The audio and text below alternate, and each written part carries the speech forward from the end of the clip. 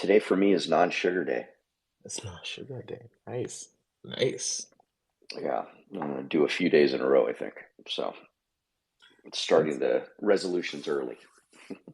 what's Hero? Hero, do you think I should make BlockJock co-host? What's the I'm putting my hands up, putting them up and down. I don't know. Maybe, not Uh, sure. good morning, y'all.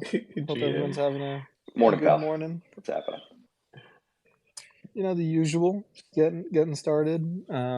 Actually, I'm going back to the Gaylord Rockies Convention Center today. Oh, how What's happening over there today? risque. Yeah, They have do tell. they just have like a lot of holiday Christmas stuff.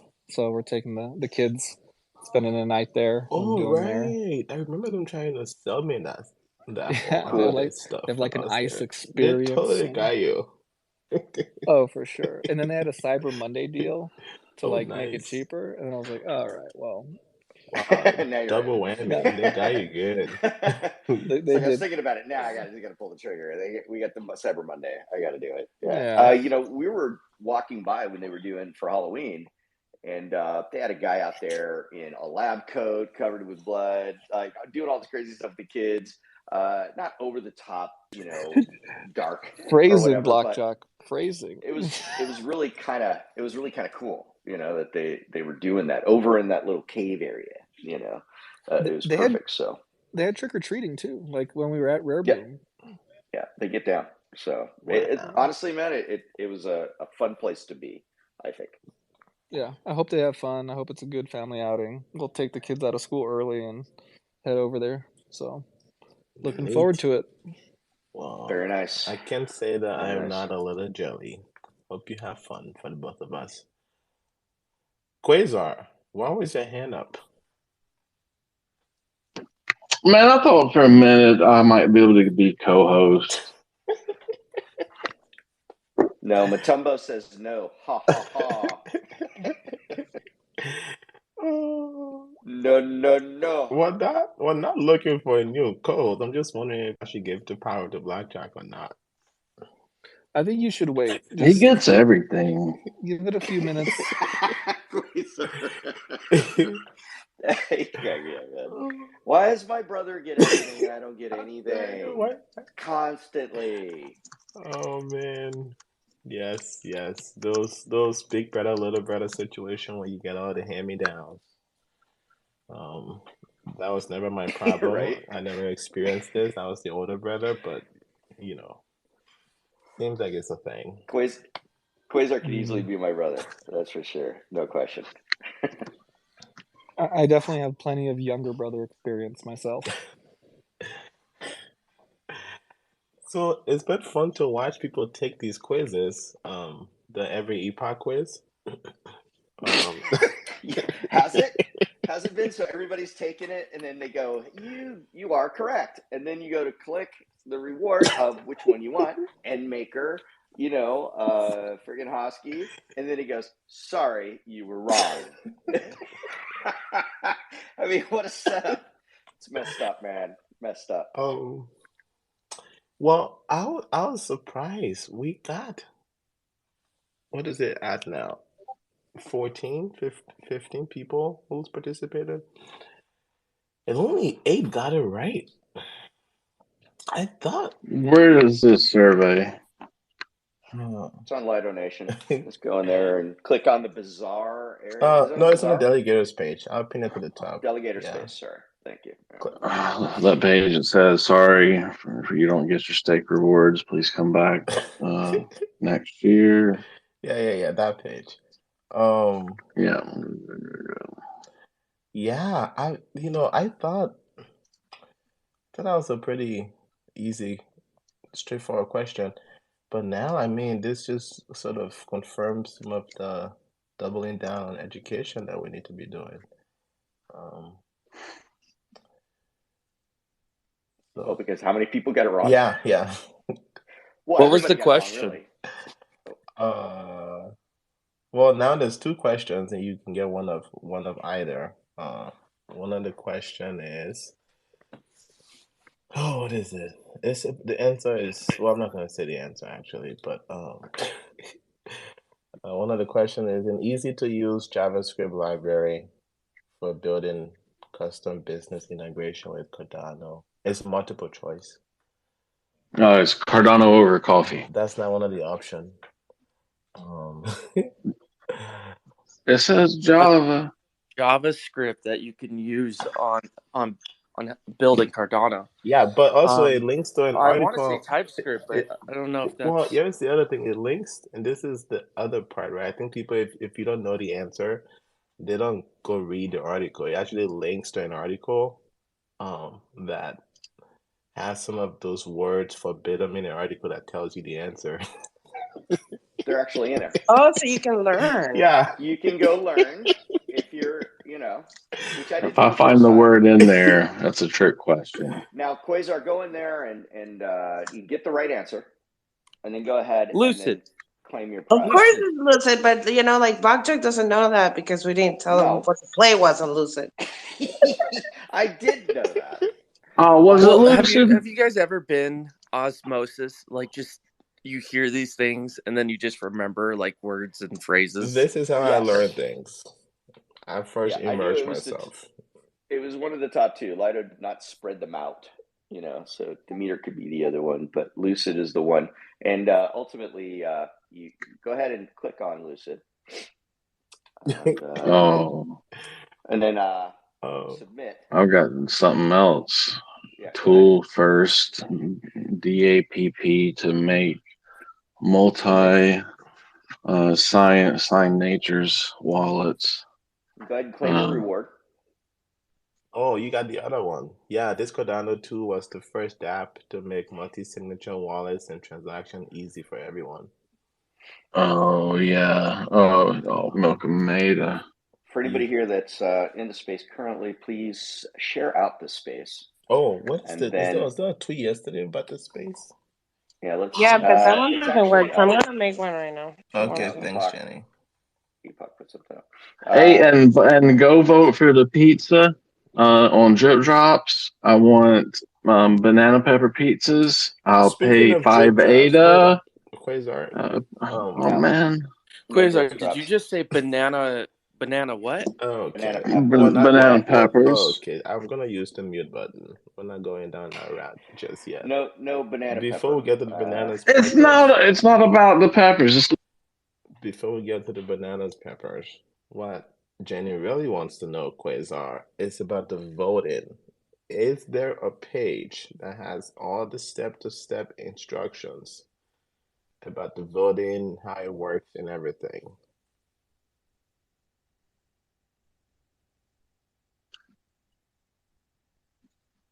There is. Is it zero knowledge? It is zero knowledge you're looking for. Oh man, I just realized when I chuckled, I did it on mute, so I had to unmute and chuckle again. Oh, that's weak. I wanted to chuckle on the mic. Can we find that page and tweet it out, please, and send it to me? It's supposedly starts today, right? Yeah, you got that right. I did mine early. You didn't know you are on the election committee. I didn't know. You didn't know. You're on a committee that's supposed to be in the know. Okay, let's say good morning to the new guy. Let's get a girl. Appalachian Nomad. Hey, good morning. Thanks for having me. Are you a guy or a girl? I am a guy. Yes. Sounds like a guy. Neat. I'm just gonna go out on a Sound doesn't mean squat, BlockJock. You have to ask. You have to ask. I went out. Yeah, that was really cool. I went out the other day, and I saw a bearded lady. I thought that was pretty cool. Congratulations, Pyro, on leaving your home. Well done. GM Nomad, how are you? Doing well. Y'all were talking about bananas and peppers, and it actually made me hungry because there's a pizza here in Asheville called Mellow mushroom. It's got bananas, ricotta, cheese, jalapenos on it, and it's like one of my favorite pizzas. It's really weird, but don't knock it till you try it. First time I heard it, I was like, no way that can be good. And then I ate it and was like mind blown. It's awkward. What's the name of this place? Standard Pizza in Asheville, North Carolina. I know where Asheville, North Carolina is. I was born in Waynesville. Oh, I nice. know where that is. Yeah. Are you still in North Carolina? Appalachian Nomad, I've spoken to you a few times. I know you blow glass. You're a glass blower, I think. Is that why you talk a little weird, Quasar? Yeah, that little might be. Carolina thing? Oh, okay. Might be. Some people from the South, they talk, different. But yeah, they all sound like all right, BlockJock. That's an preachers HR violation. trying to baptize everything. What? No, that's one strike for calling out the South on their accent. I'm celebrating the differences right now. What are we talking about? Come on, man. I mean, I hope I sound a little more like a hillbilly than just somebody from the South.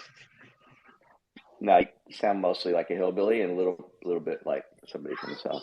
That's all. You sound like Quasar to me. I imagine Quasar kind of riding two alligators with bridles, and he's like going very slowly on land, but he is riding those alligators. I think that's how he gets places. I see him and Tom in a boat going down the bayou with some banjos playing. The fan boat? The fan boat, yeah. Well, no, the fan boat, you wouldn't be able to hear the banjos then. So oh, damn. Oh, yeah, you would. Yes,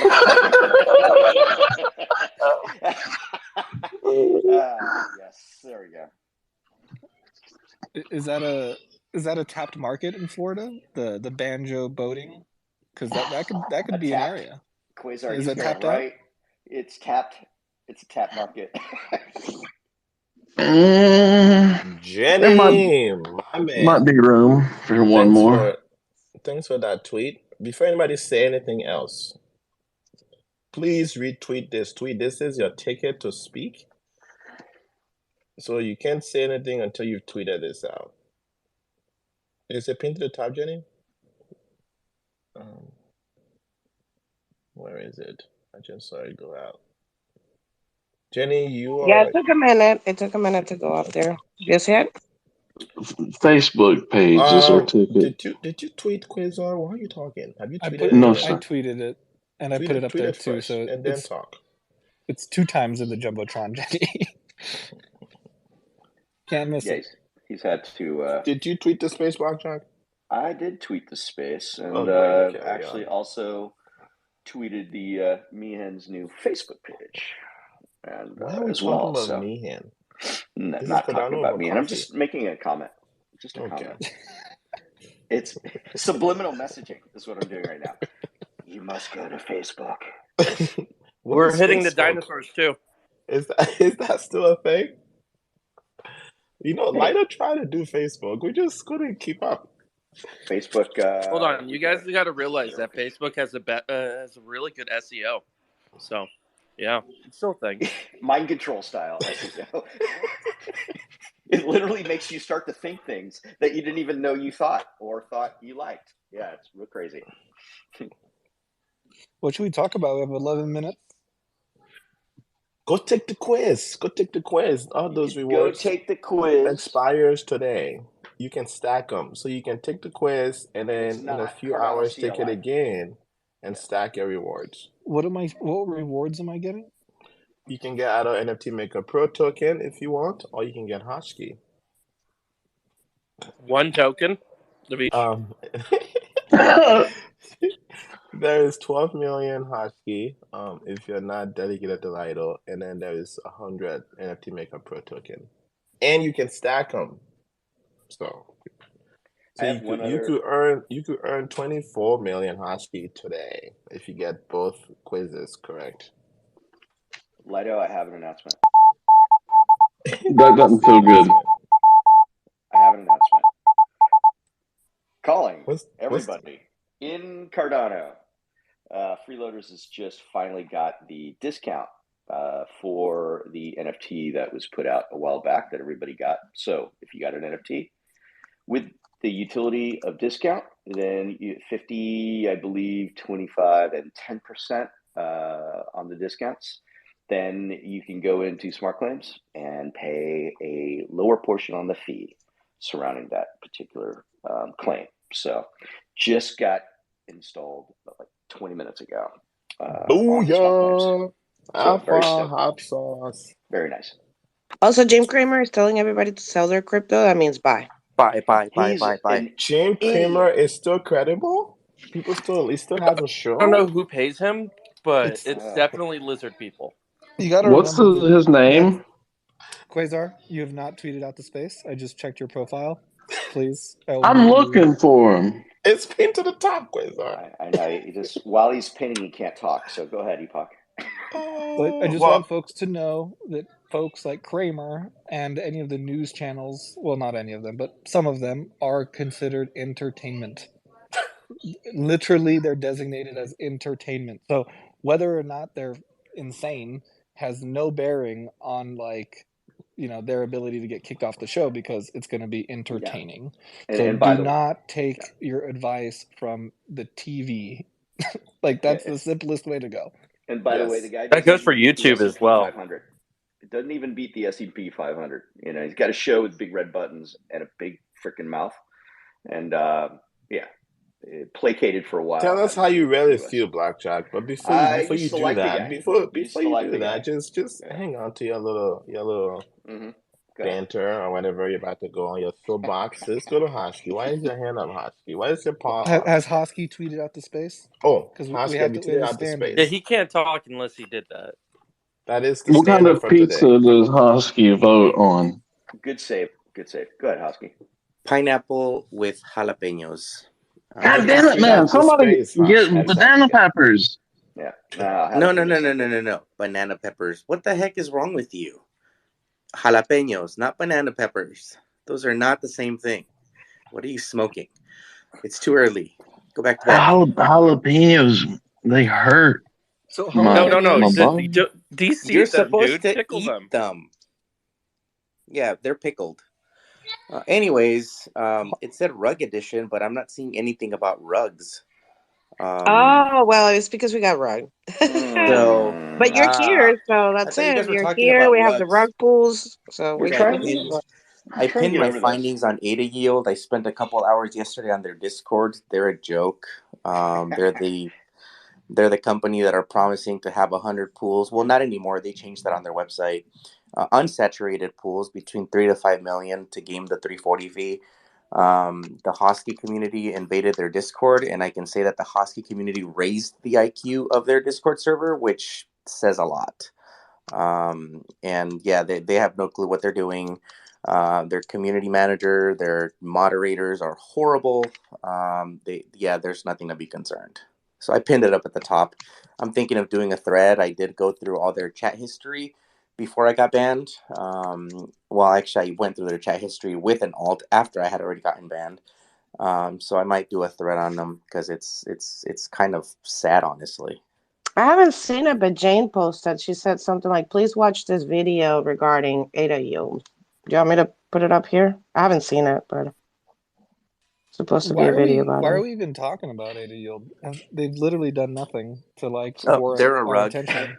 They are a rug. That's the only reason we're talking about them. Yeah. I came here excited because the title of the thing said rug, and there was no rug talk, so I figured I'd bring the rug in. We go, pal. No, that's legit. That is legit. I do like the rug point outs because maybe not everyone's aware of them. Yeah, so I mean, they're basically they really are saying that they'll give you their operator rewards if you buy their token, which that sounds like I think Jack did a video on them. It sounds very Ponzi-esque or Ponzo. So yeah, it's silly. That sounds so stupid. We'll give you the rewards. Just stay, guys. Give us your ADA and for our token, and if you hold our token, we'll give you the operator rewards. One is guaranteed, you giving them your ADA. The other one is not, because that all depends on how the pool performs. So yeah, it's silly. Welcome to early blockchain ecosystem development, everyone. There will be rugs, there will be scams, there will be just people who are literally just bad at their job trying to build a company. So be vigilant and keep coming on here to hear of the rugs that our dog finds in the corner, and stay smart. Yeah, and some are really good at their job and are still meant to be a rug, and those are the ones that are more successful. So you got to watch out for those as well. Always do your own research. Thanks for the rug update, Husky. Yeah, I'm on a quest to find a rug because, everybody wants to get rugged and I got to obtain a rug. So the rug quest continues. Curious, Husky, did you read the Medium article surrounding Meld and the CEO that Skepta put up? I did. What was your thoughts? It's quite interesting. It has Ryan-esque feelings on past companies. If people had my name, they would probably find 5 or 6 companies that I opened at some point in my life and I did nothing with them. So I guess it really all depends on whether it was an actual business that did anything or not. I believe it was another token on Solana that they mentioned on it. So that's a little, not because it's Solana, but it's concerning if you've already done something similar in the past. As always, DYOR, and don't invest anything that you're not willing to lose. Agreed. And to Ken's defense surrounding some of that article, it was not comprehensive enough. They did not dive deep enough, nor did they ask for comment from Ken. He never got anything from them at all. It was just a rogue article. The other side of that is that, and he responded to these comments that were made within the article. And also that there's a total of 9 businesses that he's done. Some of them have been successful, some have not. Which is the case with any serial entrepreneur, ask them. And then the other side of that also is that he also owns a few patents as well. So, and the difference between him and Ryan is it's about 24 years of life experience. So there is something to be said about that. I'm not defending him. I'm just restating what he stated when me and Pyro had me and Connect on this last Sunday. It's always good when, if there's something that comes out about you that you can, disprove it or at least make a comment on it. But yeah, I think if the people writing these articles would reach out to the people that they were talking about first to get their side of the story, I think it would help. There are 2 sides to every story, regardless of what we see. And unless you have both sides of the story, you really can't make a judgment on something. So I think that's maybe a practice that needs to start happening. I'm sure there's plenty of people, the legitimate ones at least, that will be willing to give you their side of the story and their version of what happened. I would expect no response from likely scammers. So that alone, I think, speaks volumes on their intentions. Yeah, or they provide like 4 different sides of the response. So like they got tons of sides. Well, Husky, you're kind of you're a citizen journalist in a way. Like we're hearing that big buzzword. What do you think about citizen journalism? Like to me, it's not easy to expect these people, if that's what Skepta wants to do, is create this weird kind of flux of citizen journalism. What are the best practices? I don't know. Avoiding conflict of interest is by far the biggest thing that plagues journalism, right? That's why journalists have to disclose a lot of the stuff that they're a part of, and some aren't even allowed to report on certain topics if there is a conflict of interest. They'll have somebody else do the report, right? Whereas the problem with amateurs is that they don't have rules. They act like they can just talk about whatever they want with no disclosures, and that ends up leading to biased articles. That's just my hot take. I've been in media. I've been in tech. I've seen it firsthand. I would rather mainstream media figure their shit out and new media companies to come rather than like us build a crowdsourced amateur army. Personally, but if we are going to build an amateur army, we need to have some standards and some expectation of transparency on who's writing about what. In my opinion, what Epoch said. Ditto. Diddy. What? It's 10 a.m. Daddy. Oh my word! Ding ding Do ding. we have a guest? Is the guest here? Tao or Tao. Taos Art. I met these fine folks at Rare Bloom. It was, I think, actually, Taos was in the hot tub with us, Epoch, in the morning, before we checked Wait, out. there's a hot tub at Rare Bloom. When did this happen? And was I asleep or something? What the heck? Me and Lida were in it. I can tell you that. Mm-hmm. Wow. Okay. Good Mhm. for you guys. With Um, Taos Art. yeah, it was divine. But I think we have them on stage. GM. Good morning. Good morning. Good Good morning. morning. I met Lido and Epoch in the hot tub. This is a fact. That happened. I was there. And were they wearing like one of those full bathing suits or just short style bathing suits? I'm just curious. Were they old school or new school with the bathing suit? They put bubbles in it, so they just had bubbles. I do not like suits or clothes of any kind. Wait, so this was what what time did this happen? This was Florida, dude. Everybody was 3 or 4 naked. in the morning? No, this is Denver, pal. Shall we get to the guests?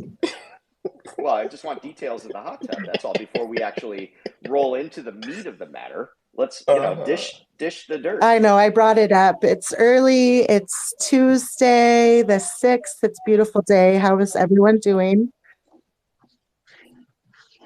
Good morning. Great. Cool. Miguel and I are a project and a family, and Got that right. and we have a lot of fun. We are here because I have to ask him really quick to turn down the echo. That was really difficult to hear. We have been on a mission to create art and integrate art onto the blockchain. And we chose Cardano for some really awesome and amazing reasons. And that's why we're here with you guys today at Cardano Over Coffee. We've always appreciated the information and the nature of like how you've evolved and asked questions. And, it's something that's been really appreciated from our point of view. And so we thought to pop on and give kind of an introduction as to what we're working on and how we're moving forward. That sounds beautiful. So before we jump into the what, we'd like to start with the who. So who are you guys and girls? And then how did you come to Cardano in the short version of what you did before Cardano? Yeah, I'll tell you, Miguel and I met in Taos, New Mexico. He's grown up here. We met on the snow, snowboarding up in the mountains. We've been on the river. We have 2 children together. We're raising a family. We really are kind of coming into the blockchain as just adventurous and exploratory, and really kind of finding a meaning for what the possibilities of kind of getting people into the ecosystem could mean. And so for us, like the heart of what we're working towards is that dynamic that everyone talks about, is like be your own bank. And so through this concept, we've kind of dug deep down into our hearts to see what we can offer for the community and what we can offer for collectors of digital assets, and also just to create the education around blockchain for people who may be like myself, who had kind of dove into something so completely unknown and unheard of, and really found kind of a comfort in thinking of the future of what the possibilities are. And it's kind of sprung up this really beautiful mechanism for us to work with when we're creating art and creating kind of symbolism between the connections of art and blockchain, if that makes sense. We've had this funny thing going on between us where we just, this is what we talk about, and we really have kind of segued our existence from what we've known into what this is today. And so it's just been an exploratory kind of fashion of like, how do we, people that aren't technical, because we came from, I mean, we legitimately and had to, we got a computer, we bought bought an iPad so that we could start just creating things about a year ago. And it's kind of taken off into something that we've been calling the experiment. And really quite in a lovely and beautiful and kind of nurturing way that we're trying to facilitate art as an expression while also kind of introducing it into, well, to you folks who already know the blockchain, but what we're really, really, really focusing on is getting it outside and into our community. And so at this point, we're hoping to find some community support with our digital assets and our collections, because there are many. And then with that kind of feeling of support, then we feel ready to start introducing it into our community as far as going with the flow and trying to find ways to introduce different sources of entertainment and education and fun within those aspects. Sweet. Well, let's hear it. What are you guys working on? What's the alpha, as some other space like to call it? Yes. So just last week, we released a collection, and it is in honor of someone that we all know and love and believe in. And her name is Ada Lovelace. And so the collection that we've just released is 64 one-of-one digital asset. And it's all in honor of Ada. And we call the collection Our Lady of Liquidity. And for the combination of Miguel and I, you know, he's kind of taken on the role of like understanding and thinking forward about how everything is connecting on the back end. And when I'm trying to think about how to integrate blockchain into people's lives, I think about it in more of a very soft and feminine kind of nature, where I want people to feel really comfortable and really nurtured by the ideas that they can, you know, facilitate for a future that we still are all experimenting with. So we don't quite have all of the answers, but somehow, some way, we've got to get there. And so with big ideas and big thoughts and big, you know, artistic endeavors, we're wanting to showcase the love that we have for something that we just, you know, that we believe in very deeply. And so Our Lady of Liquidity is a story. It's my, I feel like it's a little bit in a way, it's my story kind of to relate to how I feel about getting into the ecosystem. And the premise is that Ada Lovelace, and the way that we've thought about how to integrate blockchain and art, is through the tarot. And tarot goes through history in many, many different forms and many, many different shapes. And people know it, people love it, people hate it. But when we started relating archetype to art and to the characters of Cardano and the roadmap, there was just something there that like fit, like little puzzle pieces all together on a timeline.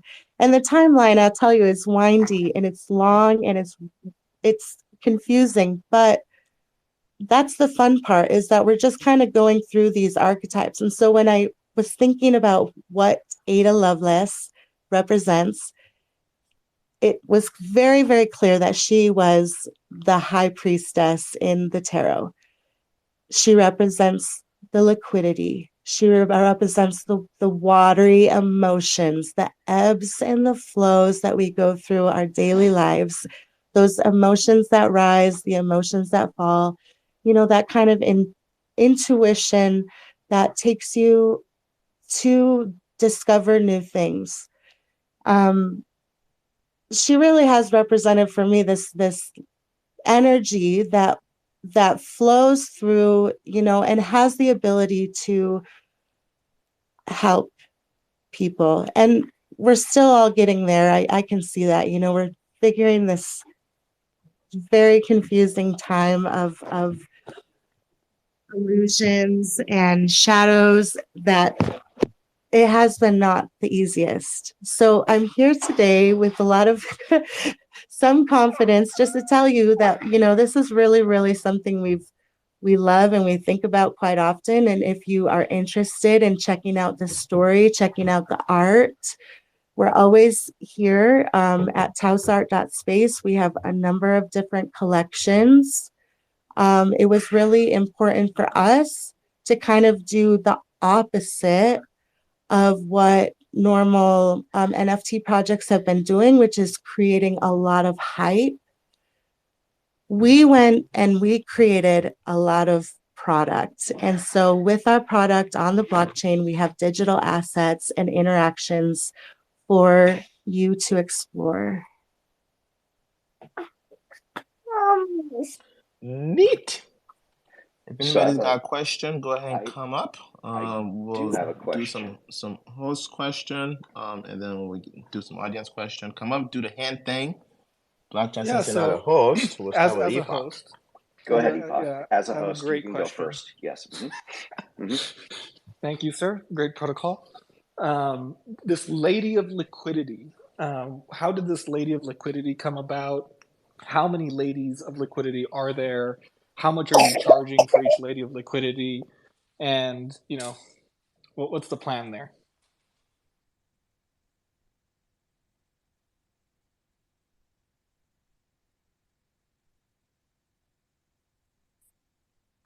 Do we lose him? Did I stun you with my question? Because it wasn't that good of a question. She might be muted. There might be a child thing going on. I know she did have a young child in her arms. Liquids can also be drowning. So maybe I'm trying to understand if there's an NFT drop going on, if there's multiple NFT collections for sale, if there's this kind of financing of your project through this Lady of Liquidity, and if so, like let's be plain, like what NFT, how much, where do I buy it? I can take that one. It's 111 ADA, Taos Art Space. We're partnering with C Factory, and they're doing our minting service. But there's a link to the mint page on our website. And when did when did the mint go live? 11. I believe it was like. Oh, go ahead, Tara. Can you hear me? Yeah. Oh, sorry. Yes, okay. we got you back. I'm sorry.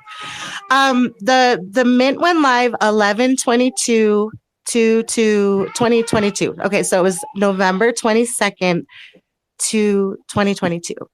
And it's been very an organic process. Like we've been going through ideas, and then we'll say, you know what, we just have to put something out there for people to see and people to appreciate. So the Lady of Liquidity, we've been posting a lot of pictures and a lot of like really cool ideas around it. My daddy. Sorry. Shoot. No worries. Hey, I have 2 kids. It's cool. Yesterday, they literally took a shower, ran out of the shower completely wet and naked, and jumped on me in the middle of the show. So I mean, yeah. I honestly, it's a that's been like the biggest struggle is having like the time, like the the time to be able to get onto spaces. And so what we're trying to do is the collections that we have going on is all kind of whirling and swirling into this representation of a divination pool that we really want to throw in to our token, the Taos family token, which is used as a ticket for raffles. And also what we want in the future is to have those tickets be experiences and dining and food and things like that around Taos. Taos, if you've never heard of it, is a very open-minded, kind of cool, hippie town. And so it's kind of almost this perfect little stomping ground to kind of test these waters as we're seeing like these ideals really need to be coming from the ground, you know? And so that's where we see blockchain is kind of helping people around our community. So the collections and the art is like the jumping ground for us to be able to move out and really put in the groundwork around and get the onboarding through the community. Got it. So it sounds like there's an NFT and there's also a utility token that y'all are trying to build as well. How many will there be minted of the Lady of Liquidity? Okay, so the Lady of Liquidity minted at 64, and there are 58 available. There's Here, I could take that. Yeah, we're doing the Lady of Liquidity is going to fund our liquidity for our token initially. That's just one of the projects we're going to be putting in there, as well as I don't know if any of y'all hit up the ADA oracles. All the proceeds to that as well are going into our liquidity for now. And then once they all get minted out, we're going to be doing moon drops, airdrops of our token to the holders. And we're going to try and gamify it a little bit by if you add other collections and you kind of match up different things that we put out there, you know, we'll say there'll be collect this archetype for this moon drop and you'll get boosters or whatever, you know. That part's we're still working on the dynamics of. But yeah, that's our plan with the token. And here in Taos, we're working on getting it accepted with rafting companies, farm to table restaurants, and local farm. So that's the first 3 steps there. Well, I guess I'll give up the mic here in a second, but I guess just to give my thoughts and ask a few questions more, there's a lot going on here. It sounds like there's some pretty high aspirations for this project. So, you know, I mean, to be candid, I would be shocked if you get even one business to accept this raffle token for anything in store. So what are you doing? Do you agree with me? Do you actually, or do you not? What's your plan to actually get it? And the rafting, we actually got it already is going to work out. And my boss over there, we got a good working relationship, and we've been talking about it. And yeah, he's open to the idea of accepting it already in the rafting. And then I have some friends in the farm and table. So this is your business that you're. It's not my business. No, it's my buddy's business. But yeah, he's into it. And then as far as creating this whole community thing, it's kind of already working. I went skiing the other day, and I was talking to some of my friends about it, and they said that they would be open into accepting and using this kind of as a side trade thing here in Taos. So for instance, like they could go volunteer at the farms and accumulate the token, go out to eat, and then the restaurant could use the token to subsidize their farm to table cost by paying the farm back. So if that were the case, right? If you're able to subsidize stuff, that would imply that they're selling their token, right? That would imply that there's enough liquidity and enough transaction volume for them to be able to exit. So, you know, there's a massive difference massive difference That's what this between whole I have. building of the that's what the whole building of the liquidity is part of. Like trying to get the Cardano community to back up the liquidity a little bit with these NFT collections. And then that way there is already a liquidity pool with 3 wallets delegating to it. But yeah, we're just building on that slowly, like Tara said, and we're doing it from the ground up and trying to see our ideas come to fruition. I would love for you all to come back when you have something a little bit more material, because, like I said, someone may think it's a great idea. Getting it to the point of it working is a huge, huge difference. So please Totally. let us know when you have actual I transactions actually, that have happened. That would be a huge gain of confidence. we did Wish you do the as best of well. luck with that. We did do as well as a storyboard collection in there. And with those, it's a physical art piece that I made. And I put a lot of time into these. They're made on boards. And I carved into them and painted them and inlaid some marbles. And then I took some photographs of them. And I did some digital editing, just some borders mainly. And those are in a collection there on Taos Art Space as well. And if you collect sub collection with all the same frames, you'll be eligible to receive that tangible art, as well as a PFP made custom for you. Like I'd take whatever ideas you have, make you a custom PFP piece, and then also what else did I put on there? Oh yeah, you're gonna get a digital asset that reflects the physical piece. Cool. That all sounds, I think, great. I am still, I think, just nervous about this because of the idea of the interaction with all the store owners. Like, we can't even get You know ADA what? You to know be what it is accepted. to us? Just to like kind of clarify, it's a way of being able to show our holders that they could come to Taos and do some physical things with them. I'm not expecting everybody to take this token, and I'm only expecting, maybe a few businesses to start, and hopefully it could grow from there. From people being like, "Oh, this is kind of cool," and like, just adding that way. But yeah, I think that how great would it be? All of us NFT owners and or collectors, in my opinion, like to travel, and when we go out and travel and explore places, it's nice to have a vetted spot where it's like a nice Airbnb or like and then if it's part of the community that you've been in, it's even another plus.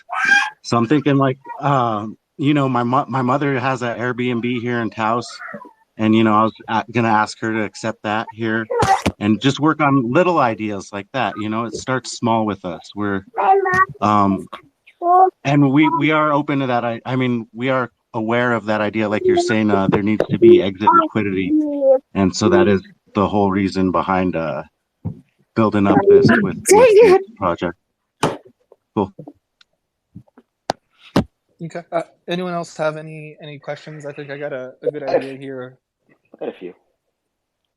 So first off, the art is ridiculously cool. My wife and I have visited into New Mexico, and we had a tarot reading there, and we're very much into that particular space surrounding that, and the energy that comes from that, and just how cool it really is, right? The art itself is absolutely cool. I did go and mint the Lady of Liquidity.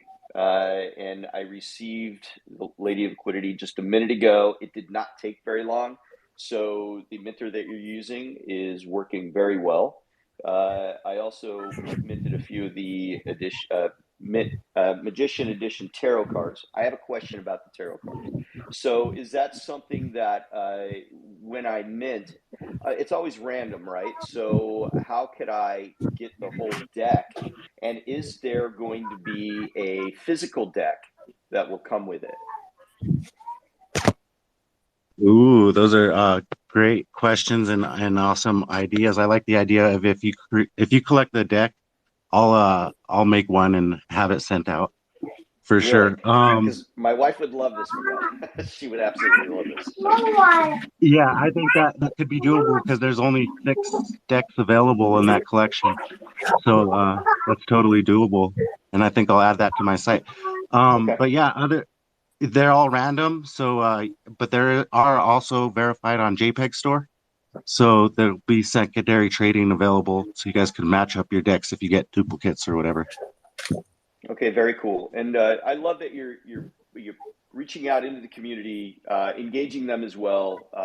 Obviously, you've lived there for quite some time, so you're integrated in the community. It's not a very large community in Taos. Anybody that's ever been there, it's very quaint, homey little place, and it has a lot of really cool shops, restaurants, and things of that nature. It's such a cool place to visit.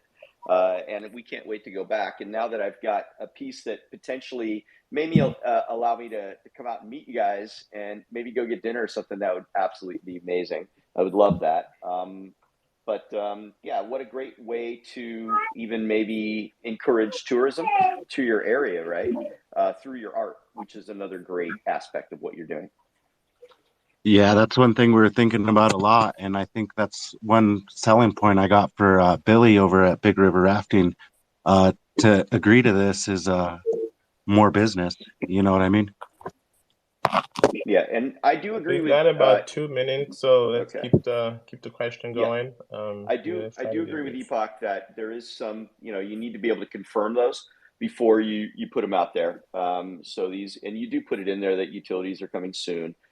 So it's not something that is confirmed, but that is going to be a tough road. But once it gets started, I really see you guys having a great deal of success. So just keep doing what you're doing and keep pushing along. And yeah, the minting went phenomenal. So you guys did a great job there with your partner.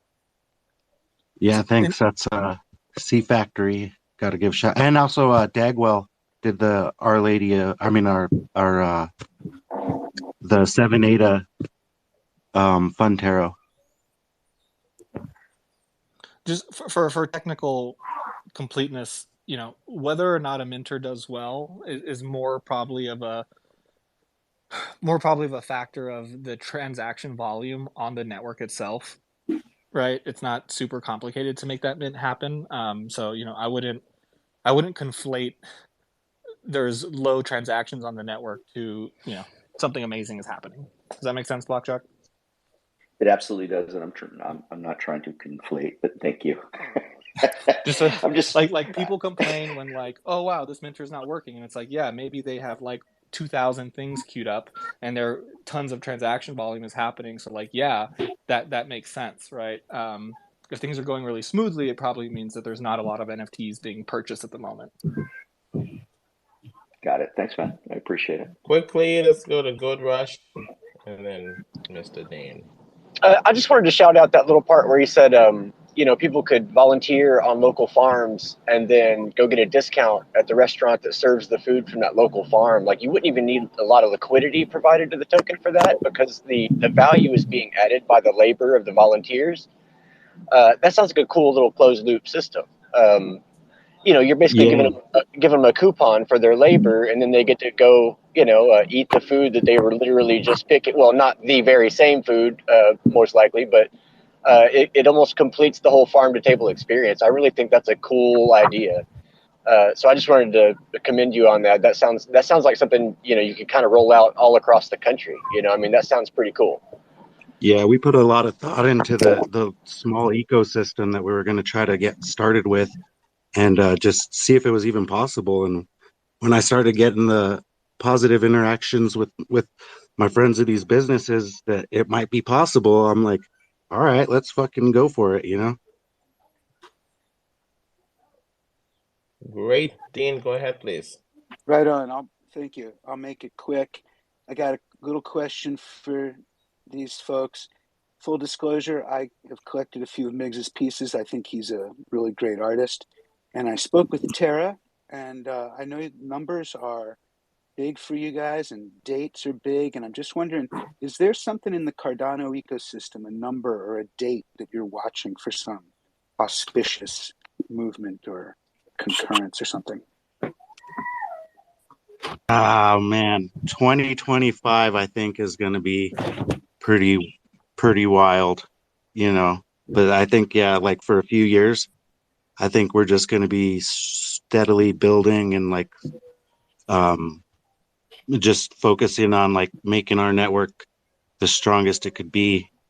I don't know. I hope it could people could open their eyes sooner and see the possibilities of taking control of their own assets and all that blockchain entitles you to. But yeah, we'll see how it goes.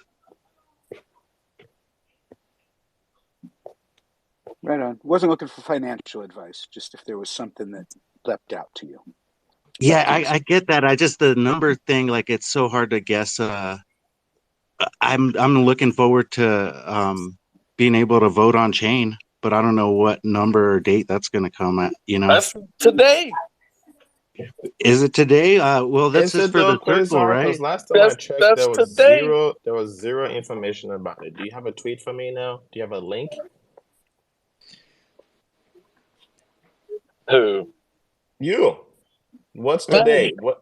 Okay, so it's not today. Wait a minute, it's not today? Yes, today. Let's finish with the guess, and then we can have a 30-second of today and not today. Do we have proof of that, or is there zero proof of that?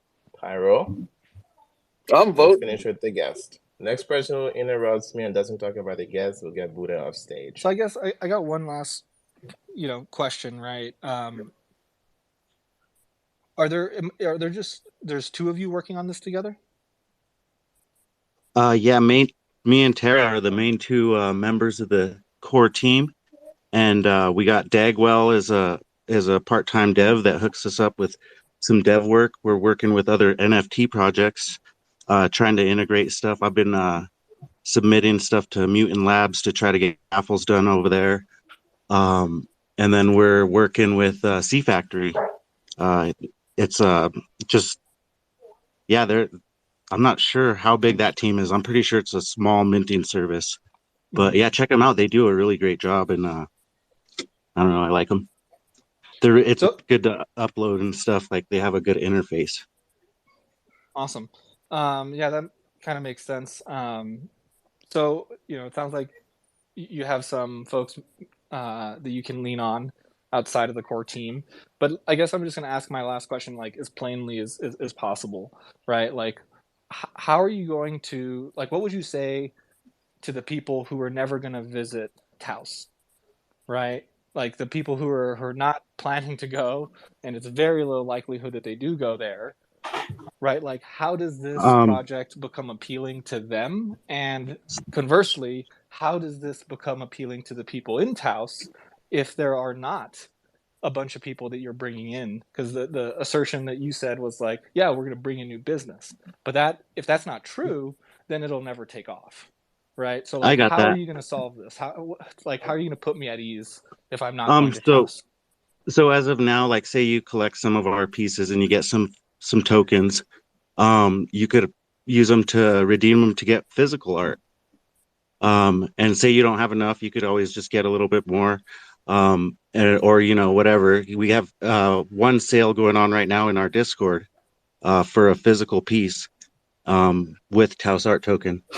And yeah, so that's the way as of right now that we're trying to integrate that, and we're trying to do more stuff like that in the future, like sales of different artists' pieces, like my friends that do art here in Taos, and like open up a bigger marketplace for that.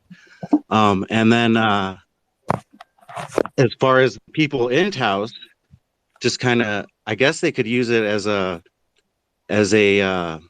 system of exchange. Like, say I go out to the raft company and I ask them, do you guys need any help or training for raft trips or whatever? Say you're helping out the raft company in some capacity, you could get those tokens and take them to the restaurant and use them to eat, or take them to the farm and just buy your own food.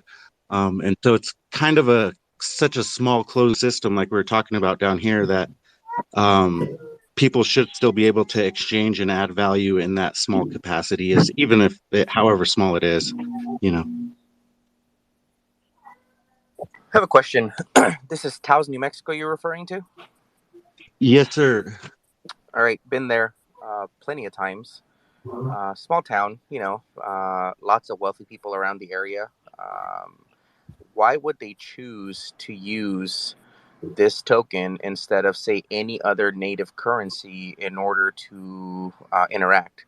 Why are we pushing this token to be the currency rather than, say, ADA or Bitcoin or heck, even Ethereum? Right. I think it's for me, it's going to be getting these people that aren't so familiar with these bigger cryptocurrencies to have a familiar touch of somebody in Taos who trusts the system. And then also, I think it's going to be you're going to accept ADA obviously when you set up to accept Taos Art, because it's a native Yeah, the cryptocurrency reason on I ask is because you keep using some of the terms that you got to be careful with, like adding value. That's just the slippery slope when you're launching a token, especially if you're in the U.S. So you want to be careful with that. Totally. Promising it that it's being used as a means of exchange also is concerning. I've been to Taos restaurants. I doubt many of those would be willing to accept anything other than cash. I've even struggled to use my debit card there. So Oh yeah, for that's sure. the reason. That's the reason I'm asking, because I've been there plenty of times. So you want to be careful with what you're promising. If you want to use this as to sell your art, even if it's digital representations of physical art, maybe the physical art is tied to it somehow where you can redeem it or whatever the case may be, then I think that would be a very acceptable use case, because now you are selling your art. New Mexico art is beautiful. There's so many traditions there. There's so much history from the Navajo Nation and just everything there. So I think that would be a better aspect of trying to push your project to be art based and not token based, just because there's a lot of loopholes that you will have to jump, and a lot of liabilities that can actually come your way if you don't know what you're doing. Anytime you're involving a token, please make sure you get legal advice, because that can be a slippery slope. No, for sure. We've been contacting. My dad's actually a lawyer, and been trying to be very, very careful with that kind of stuff. For sure. And that's very good points, and we are definitely taking all that into consideration. But yeah, thanks for reminding me. And that's a wrap. Why don't you give the call to action again, the details, the mints, the where, all that stuff, and then we'll. Cool. So yeah, we're trying to make it very accessible in one place. So it's all in taosart.space. It's not necessarily a link tree, but at the top there's a links to all of our mints and some of our marketplace on JPEG store and pages like that. And then if you go down to the bottom, you could I'm sorry, if you go to the about page on the top, it'll take you to more of our transparency, where it'll give you more links to our wallets that correspond to the project and stuff like that. Cardano scan of our token policy and stuff like that. Seshuet, thanks for coming. Hope you took some stuff away. We'll go ahead and move on to our next guest. Before we do we have a short version of the mid-roll, Mr. Epoch? It's Epoch. It's Epoch. Boop, boop, boop. Epoch? Are your girls jumping on you now? Okay. I'm trying whatever I can to get a hold of him. He's completely out of range right now. Well, I'll do the short mid-roll. So another one bites the dust. What am I talking about? Another hack on a centralized exchange. Another bankruptcy filing. Who's filed this week? Or who's about to file? I've lost count, right? When you put your ADA or your hard-earned crypto on centralized exchange, for most exchanges, they treat that as you giving them an unsecured loan, and they can do whatever they want with it. So think twice before you do that. In Cardano, you can put your ADA in your own wallet, hold your own keys, not your crypto, right? And you can delegate it to a stake pool, and the network will pay you a annual percentage that's around 4-ish% right now. So go ahead and do that. There's lots of stake pools to choose from. Jenny has a secret pool. Epoch, so you can stick to her. Epoch has a pool. Lido has a pool. Hashki has like 20 something pools or something, but you can trust those folks. They're rug pools. So Whoa. Don't make those research. claims. Please don't make those claims, because Ada Yield already blamed me for having 19 pools, which I don't have a single pool. I support idiots with pools like Lido, like Hero, but I do not have any pools. There you go, folks. Go and check it out. We'll go ahead and get on to our next guest. Sorry we're running behind. It's okay. We started the space with a rug right out of the gate today. Oh, that's why Hashki is here, because he thought we were rugging. And I guess we were. But our next guest is Drazzle and the team that's building some cool tech that could be useful for a lot of people trying to build on Cardano who may not have tech expertise in servers and all that stuff. Drazzle, welcome to the stage. Who's with you? Who's on the team? Yeah, hi there. It's just me today. I'm Z. Some people call me Zach, Z or Z, depends which place you come from.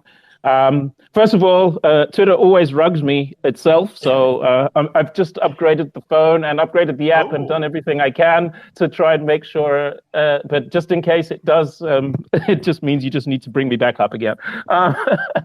So how you all doing? Thanks for having me here. The CTO, Torben, he's a bit busy. We're trying to do a new feature today, which is just being launched today, so we're sort of got our heads down on that, but I can talk a little bit more about that in a moment. Great. Well, thanks for coming. And you sound great, by the way. So I think the new phone is working, hopefully. I shouldn't sound great because I've actually got one of the illnesses that is going all over Europe at the moment. I'm actually just out of bed and just like with my hot soup. Wow. Is this what you sound like when you're sick? You should get sick more often. No, I'm kidding. No, I really shouldn't. Well, why don't you just give us a little bit of who you are, and maybe if you can speak a little bit about some of the founders, what you guys did before Cardano and how you came into Cardano. Sure. So in terms of my co-founder, Torben, he's a sort of like a technical genius behind this. He's been in systems and working in real life industry for ages, as well as many years as a blockchain lead engineer. And he comes up with like architectural whole systems, likes to look at projects from the whole perspective and see how different pieces can work together in a modular fashion. And I'm kind of from the other side. I've been a technology consultant for many years. I was a developer way back in the time, doing front end and various things like this. But then I got involved in being interested in the human dimension. I should say I'm a mathematician by training, actually. But I've always been interested in the way that technology actually touches the human beings there. So I ended up being a kind of developer relations and workshop type of guidance for NGOs, governments, big organizations. You know, like when the technologist explains how something worked, they'll walk out and then I can see the sort of clueless face of the CEO that I'm talking to. And I'm like, did you get any of that? And they're like, no. So then I kind of explain how it actually worked, what this Rust or whatever language it is, the routine is actually doing and why that's going to help their business moving forward. So basically, we joined together here because I should say I'm not really about crypto as such. I'm interested in where technology helps human beings. So how we put our company is that it's a blockchain solutions company. And we're really passionate about applications and systems and in terms of what those real life applications are. Maybe just to give you a bit of the background, which can really help people understand where I'm coming from. I'm a second generation immigrant. I'm from the United Kingdom, but my parents came from Africa. And one of the things that happened when I was 12 years old, because we were going back to the continent for a while, is one of my classmates, they knew that I was a computer whiz kid or whatever, and they were like, can I have your computer? And I was like, what? And they said, well, you don't need it anymore going back to Africa. And I realized, wow, this is really how they think about the mother continent. Like, no power, no electricity, no future. And I kind of vowed that part of my life would be trying to change that impression of Africa. And blockchain technology is an opportunity that I see. It's a once-in-a-century opportunity to really have that power of Africa. And you might see that I've got a panther there. I really like that idea of the futuristic, empowered, super powerful Africa going through. It's the youngest continent. It's the one with 1,200% crypto adoption in 2021. Very passionate about the end blockchain solutions. So not the technology itself, that's just an enabler. What is it going to enable that continent and therefore also the rest of the world to do? Because remember, everybody comes from Africa in the end. So I think it's in everybody's interest that a continent with 1 billion people comes up to the pitch, comes up to bat, and we show what can be done. Wow. How's that for an intro? Holy shit. That was a really good one. Yeah. Why don't you get into your presentation? What did you want to share with us today? And then we'll get into some Q&A. Well, I didn't necessarily even have a presentation. I was just happy to be invited here. I'm happy to talk about what we're doing. We basically have an application framework. So it came out of my co-founder's frustration at the beginning. It was very hard. We were both Plutus pioneers, and it was really hard to even, it took 2 days just to set up an environment, right? And we thought, okay, nobody's going to be able to produce anything of value here. So he's produced this application framework where you can essentially have different applications spun up. So at the moment, we've got a proof of concept, an MVP. You can spin up 4 types of application. One of them, for instance, is a token reward system. So if you've heard of the wonderful freeloaders, they're using this, partners, they're our first partners here. And essentially, with no sort of having to deal with any of the complications in the background, they can configure different types of formulae, and people who are staking to those freeloaders pools can now go to smartclaims.io, which is all the backend run by Drazel with one of these spun up applications, and then you can claim the tokens. And it's made so easy. It's one transaction. You don't need to work for epochs and so on and so forth. Loads of functionality there. And this new functionality we're putting on today is that there's, if you have one of the freeloaders NFTs, you can get discounts. So I can't remember the figures. I think it's 50%, 25%, and something else.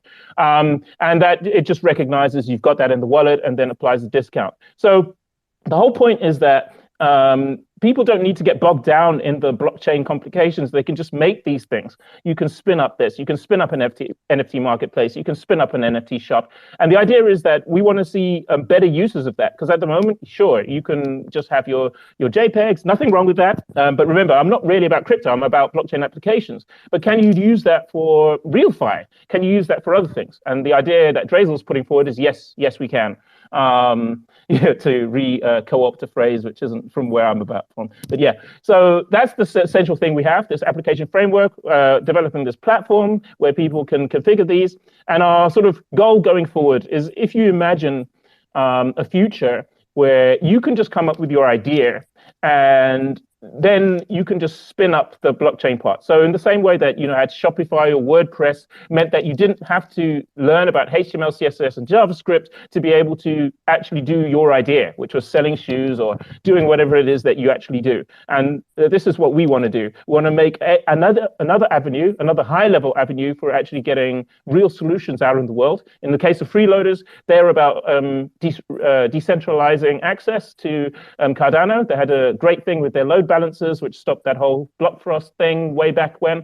And here it's just about, how do we make it easy to people to stake and then to claim rewards through the system? And then you just spin that up and you go. And that's what we want in general going forwards, to help people to be able to create those kinds of applications. When you say help, but yeah, I guess I'll start with that. When you say help, are you saying that you've already created these backends for these companies and that you guys are a quick plug-in modular solution? that what you're saying? Well, I'm saying that there's multiple ways you can do that. For instance, the framework itself can be self-hosted.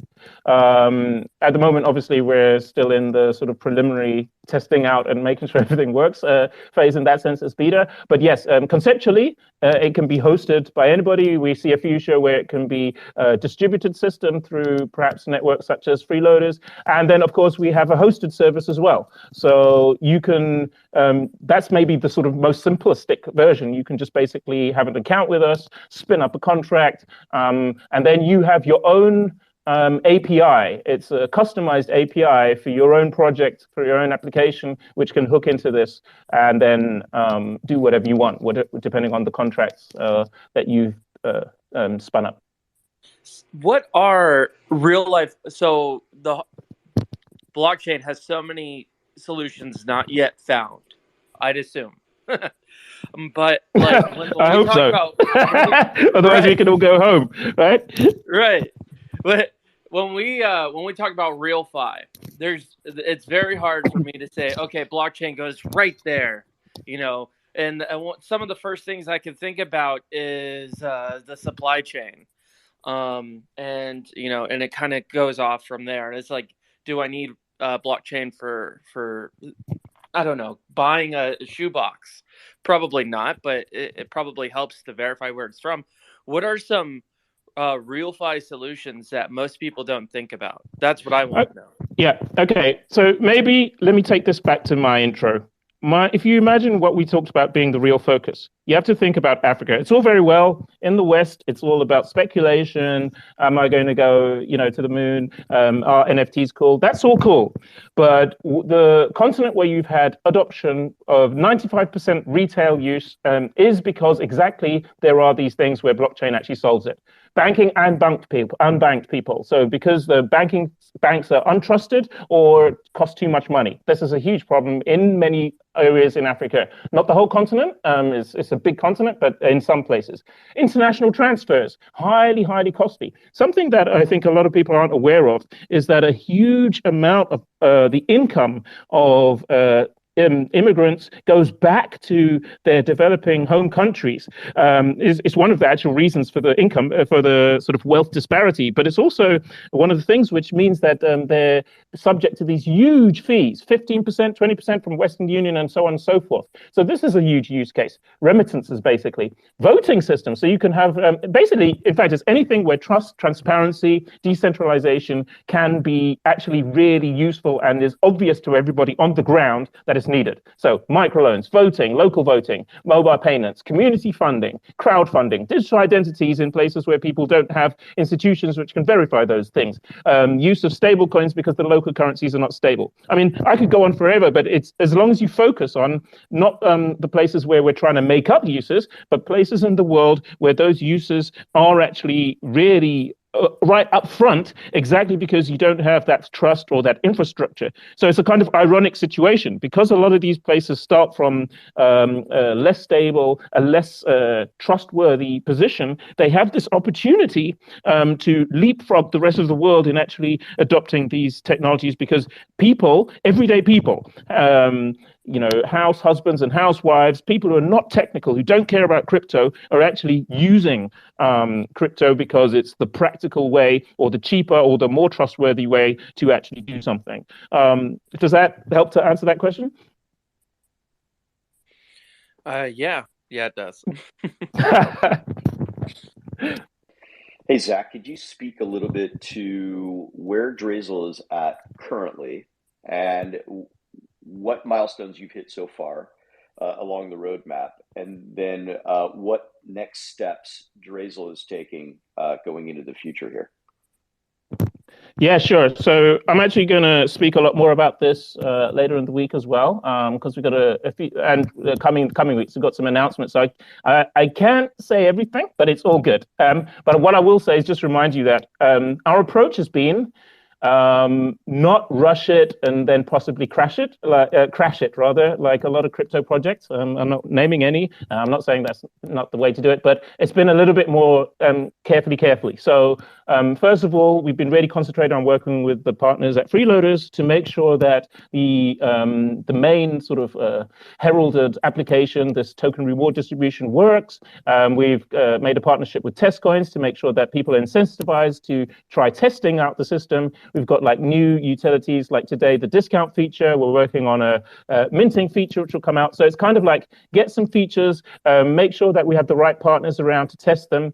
We're going to be producing the functionality so that Meld's NFT bank manager tokens work really nicely with Freeloaders system there.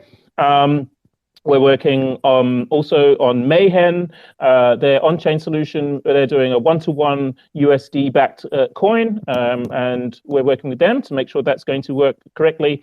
And maybe another part of our future roadmap. So this is features and applications that we're going to add to the framework and generally move forward with that. But I want to say something about the way we see the future is that it's too important to leave to Silicon Valley upstarts. And yes, I am playing with words there. If we want to make solutions that are useful for innovators in all over the world, so America, Europe, but also Africa, South America, Asia, everywhere in the world, then we need people on the ground there who are able to be involved at every level. So we want to support African businesses and projects like thrift finance, for instance, to be able to prosper. So that means we also want to be able to onboarding a new generation of developers from Africa itself who can also learn to use frameworks, maybe our framework, maybe other frameworks in the Cardano ecosystem, to be able to build those things. So we need people who are local to all the areas to be able to have the knowledge and manpower, if you like, to be able to do these things. We can't have the same thing that we had in the last decades, where a few so-called smart people in a small part of the world make solutions for the rest of the world. That's centralization, and that's the part of it that we don't like. We like the idea that we can be global in terms of like sharing knowledge and skills, but also putting in investment in terms of not just financial investment, but actual resource investment in these places in the world so that it's sustainable. So something like that, teach a man to fish, that saying. And the point is here, our program is going to be, we're going to try something like how do we train developers so that people who are working for Drazel, they're either some of them coming from these places, but also if they're not, then we're always giving a little bit back. So something I'm modeling, we're still working out the details, is like maybe when you work for Drazel, you have to commit a certain number of hours to training somebody from one of these developing regions of the world. Can we have a policy of like some of our service fees are drastically reduced, like 80% off if you either are in Africa or South America, or you are committed to using developers from these regions. So really practical things in our roadmap of how we can make sure that we are a net positive, that we're a net fertilizer for regions in the world, which I think are the future of blockchain technology. And that's also, by the way, why we're building on Cardano, because it's the blockchain which takes these places seriously. And that's why I think it has a serious chance of being maybe at least one of the fundamental chains of the future. Yeah, absolutely. I think empowering people hand up, not hand out, is the way to go. And obviously, if you're integrating into a region or an area where you're actually from, I know Lido does that. I know Emmanuel's from Ghana. He also is doing that. And I know you as well, considering your background and you're wanting to reach back out into the communities where you're from and empowering those individuals. And from that, it's an exponential thing, right? They learn something. Absolutely. And maybe they, impact, two of their family members or two other people. And the growth becomes exponential at that point, And Actually, Jim, I just want to say something about what you said there, actually. It's exactly the point. It's not about handouts. we've seen like 60 to 70 years of charity, NGOs, and a kind of mafia-esque kind of self-serving situation that happens, even with good intentions. They just become self-reinforcing industries. And then we have IMF and World Bank loans ad infinitum on the other hand. So you basically have a whole continent or whole continents in chains, impoverished forever. I'm sick of watching that. I don't want to be seeing that in the next century. And this is about how can we have legitimate, good ideas, businesses, sustainable businesses and innovation in Africa, support those with technology and with an attempt. And by the way, I want to say, we don't say we have the solutions to all of this, but this is our attempt to try to help go towards that. And I think anybody who's working in anything new can say that everything is an experiment. Everything is about, let's see if this can be a different, better result than the thing we had before. And we'll learn about on the way what works and what doesn't work. Thanks. Epoch. I was just going to say, on the bright side, Z at Drazel, I don't know if you're going to be alive in the next century. So, maybe I said this. I don't think I don't think I'll be there. You'll be happy regardless.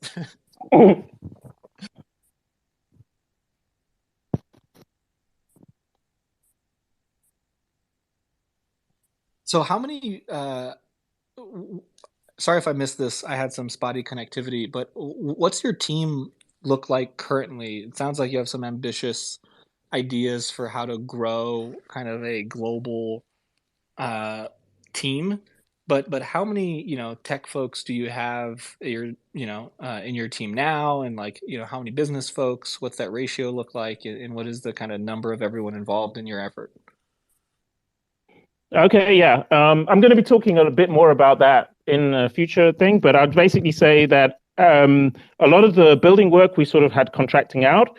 It's essentially me and the founder are at the focus of building out this plan. And then we been constructing some associates around, because before we've got funding, we wanted to be very careful about how we approach funding, because we don't want to be controlled. As you've noticed with some projects, they're basically controlled by VCs who don't necessarily have the same interests as the rest of us. So we've been very, very careful to slowly grow this out. So we had some associates around us, mainly helping, for instance, with coming up with ideas for how we do this developer program that we're planning in Africa, and which I'll talk more about when we announce that.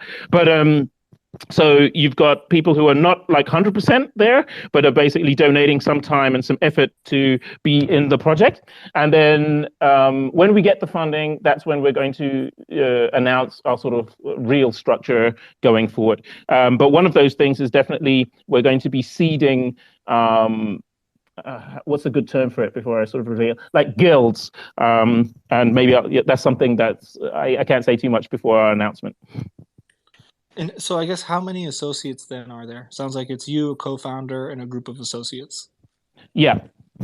So there's 2 or 3 associates, and then we've got some advisors. We are also on the Genius X Accelerator program. So we've got a bunch of mentors there, and we're also obviously that also means we're also building up a lot of partnerships. So it's very, very tight and small at the moment. I mean, what you have to remember is basically it's like many projects. I don't know if people say this. It kind of happened as an accident.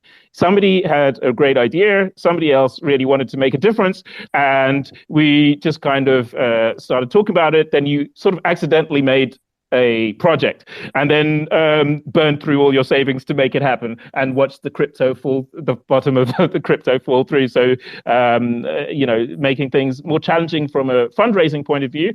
But on the other hand, just to say, it just proved that actually, we're in for the long haul as long as we can do it, and we want to make sure that we get the right people. This is one of the things that's delayed things, because basically I had loads of offers, for instance, like people were saying, we can be community managers, because people have said, you haven't started that yet. And it's like, hey, we've got like 2 founders and some associates who are kind of part-time and stuff, and we're busy coding this thing. And it's like, I want to get the first people here who I'm not paying, but as somebody who's on board with the mission. And that's what the team I want to build. I want to build people who are on board with the mission, and then, be able to give them a good compensation for something that has long-term viability. Lucas, you had a question? Yeah, more of a comment. So one, what's up, Z? Long time. Yeah, man. How you doing, my man? Good, man. Hanging out. And so I wanted to say I like the sort of viewpoint you're sort of approaching this Africa thing with, right? Because usually, historically, you have this kind of thing where people are like, oh, we're going to help Africa. We're going to go over there. It's this potential for a booming economy, but they go over there, pretty much mine all the gold and bounce, right? Yeah. And that sucks. It's lame, right? And then people kind of tend to approach developing nations with this kind of patronizing attitude. And it's like, hey, man, some of these countries have better developers than, say, America or Europe, right? And I say that with bias because I'm from Brazil. So it's like, hey, screw all of you. I'll teach y'all how to code, right? But I like the things you're saying in regards to going over there and supporting local people so that they can build something themselves, and then it's more sustainable that way, right? Because it's never going to stick around unless they do it themselves. But they need support to get some of these things done, right? So I like the way you're approaching it and the way you see how it needs to be approached. I think that's a good thing. Thanks, Lucas. I'm not sure if it's a question, but absolutely right. And we've talked about this before, so this is maybe more also for the public, is that we've tried the other methods. So it's like we've seen charity, and it's like people, show some starving children, which is not Africa, by the way, on TV. People send some money, and then you've got a nice little ecosystem of NGOs working. Well, you've got these bank loans, like I talked about. That's not changing things. It's also not about saviors from Europe. We are a company based in Europe. I am a European who's of African descent. But the point is, I want to see a change. I want to see those things. So we try something a bit different, and it is about investing in the place. So, for example, it's not about training people up to be in Africa who learn the stuff and then move to Europe. No, we want to see the actual investment and the benefits and the impact in Africa. And it's by a business model. So it's not charity. We run a sustainable business, we hope. And then people there with good ideas, startup founders, entrepreneurs, and so on, who are trying to make businesses. In other words, they're trying to make some money by making real services that are useful for people on the ground. We try and help facilitate that with services we can sell them. And we make the way the playing field has been uneven before, we want to rebalance it. So we're tilting it towards Africa. It's not charity. It's just that we're saying, we see you, we care about you. What do you need? How can we help you to grow? That's our business model. And we want to help business models that are sustainable there, or just have a chance, have a shot. Not all businesses succeed. It doesn't matter. Give people a chance and a shot. And that's where we're going. And Lucas, by the way, we love you, man. So if you're interested in being more involved, you know my number. Yeah, absolutely. Yeah, we'll talk. I'm a little busy right now with this thing. Yeah. But yeah, absolutely. Thanks, Lucas. You got my number. Appreciate it.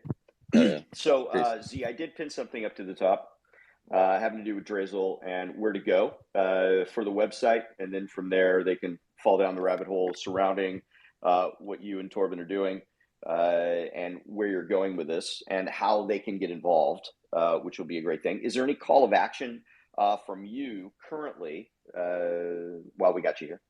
Yeah, sure. I mean, just it comes back to that thing. One of the reasons we've kept it tight is because we've noticed a lot of the weird stuff happening with other projects, and we want to make sure that we actually get things right and make something which is going to be sustainable. My call to action is, if you are somebody who is interested in any part of the mission that we're doing, you can reach out.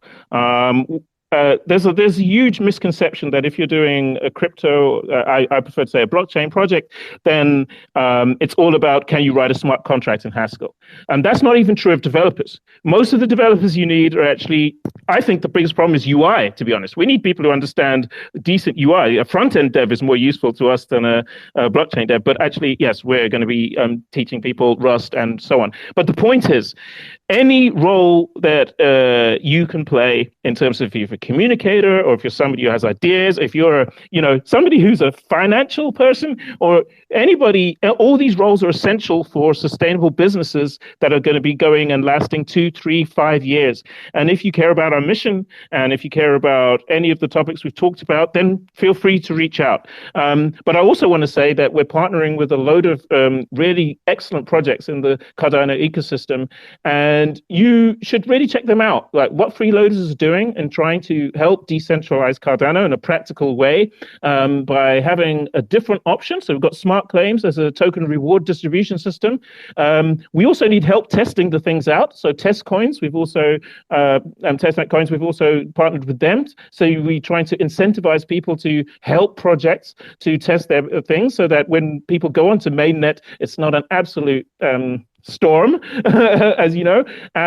You can also, so all of these things are different ways that people can help. But yeah, reach out. I'm interested in ideas, especially if you are in any way connected to this Africa element. If you are a project which is based in Africa, reach out and needs technical assistance, or just thinks there's some synergy. If you are interested in, you're creative or an innovator in those region, but you want to know how to be involved, we're really listening. We're there to listen. Like I said, a small team at the moment, so it's not huge bandwidth. I'm also coding some backend, but the point is, we're open for business. Oh, and we'll be fundraising soon. So if you're interested in helping to launch, then also get in touch. Yeah, I'm definitely excited about it, and I am a proponent of. It's almost a communal type little group that we have with Mihan, with Freeloaders, with Drazel, and the way we all interact with each other, but at the same time we're separate entities, and it just feels really good. We're never concerned with walking on each other's toes or any of that stuff. We're just really trying to support each other and help each other get to where we want to be, right? And so it's just a really awesome feeling. So, Lido. What's your scalability story? It's right now it sounds like things are largely bespoke. I don't even know what that word means, but that's the word people like to use.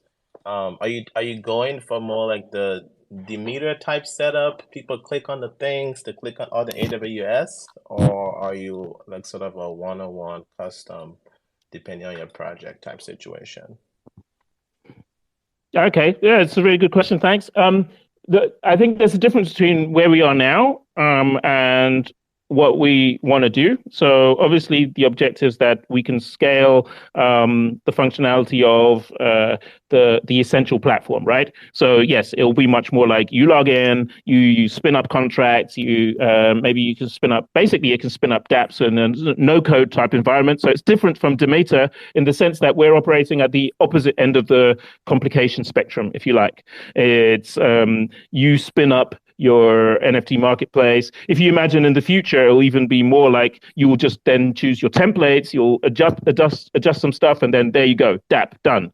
And then just like Shopify made it easy for websites, that kind of vision. However, of course, as I've just said, there's also a lot of complication if you want to do something a little bit different. Like you're trying to utilize the blockchain to do community fundraising, and you're not sure how to exactly work that out, and that might be more complicated than something you can do with a basic template. So there's always going to be room for bespoke specialism, and that's something we're really interested in. Maybe I should have expanded on that. I think there's a huge emphasis at the moment on you need to learn Haskell, you need to learn Plutus, and that's all right if you need to do the smart contracts, but people need to understand, and I think especially the community needs to understand, even projects like SundaySwap, I think their ratio of off-chain, in other words, all the other languages and front end and all that stuff, to on-chain, there's Plutus, Haskell, and some of these alternatives people have made, Aiken, Helios, and so on, is 15-1 or more. In other words, it's nearly everything else, just a tiny fraction of people need to be doing that part. So the high level stuff, even beyond that, of how do you put these pieces together? How do you actually solve that problem? It's a lot more It's actually more complicated than just learning Haskell. But it also, that should be reassuring to people because it means that there's a load of other skills that people can bring to the table. If you're a front-end developer, I actually think you're more important to the development and adoption of Cardano right now than that we get another few people of Haskell and Plutus. You spend 2 days trying to get Nick's shell running. That's a bit of an in-joke for anybody who's a Plutus pioneer. But the point is, that's what I see. It took me 5 days, by the way. And I think I and then instead of getting running, I went and got married instead, so that I never really got back to it. Man, but you know anyways. what? You know what? It's good to know that it's other people. I think. Can you just imagine everybody's face? Like it was just like the most frustrating. So yeah, really there's more to basically. There's more to Cardano than this. That's the message, everyone. And then just going to some other. Well, I'll just ask. Where is your company registered? All right. Okay. Yeah. So we're going to announce some more of the further organization we're going to do in the future. So at the moment, we have private businesses, which is running the basic infrastructure for this. And then we've got some organizational updates, I should say, that we're going to be making and announcing in line with some of our funding propositions and so on. So if you can watch the space for the moment for an update on that, that's what I'll say for the moment. Sounds great. Other question. What was it? Open source. What's your open source story right now? If you have something that isn't quite working, say in the serialization library or Lucid or whatever, are you just forking and solving it, or are you solving it upstream? What's the story there? And then which part of the infrastructure are you? What's been the thoughts around open source for the infrastructure itself? Are you thinking Black Frost type route, or more like Summon, where it's open source later or something? Yeah, what's your open source story? Okay, this is a great question because it's actually something I've been passionate about open source for a long time.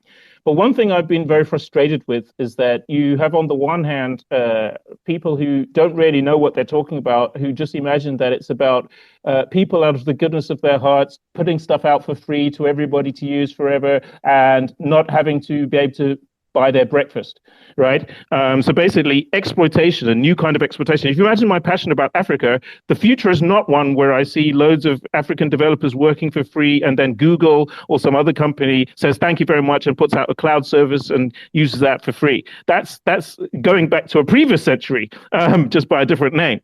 So how do we make open source sustainable? And my idea is, I've talked to a lot of people in spaces, we actually all don't know. We've got the room now, just what crypto is a big experiment for different people to try different methods. So the method we're using was inspired by Michael Wydinius. You can look him up. He's pretty famous, had one of the most popular and financially rewarding open source projects, and worked in MongoDB and so on. And the idea is this. We'll use what we call future open source. It's otherwise known as delayed open source or future open source. And the idea is this, that the source is available when we publish it, and the contract, the license contract takes two parts. So the first half, it's basically anybody can use it for non-commercial use, and for very minimum if you've got a certain level of turnover, which is pretty small. And then otherwise you need to apply for a license. And this is basically to protect against the sort of what I just talked about, the abuse by companies who actually make money for it. However, written into this license is a conversion, which is in ours 2.5 years, and then it automatically converts to open source. So what this means is you basically have a protection against that kind of, sushi swap type idea that somebody just comes in and just totally pulls the rug on the project that did all the work. But at the same time, you're protecting the community by saying there's no vendor lock-in, because in a minimum of 2.5 years, this is a contribution to open source.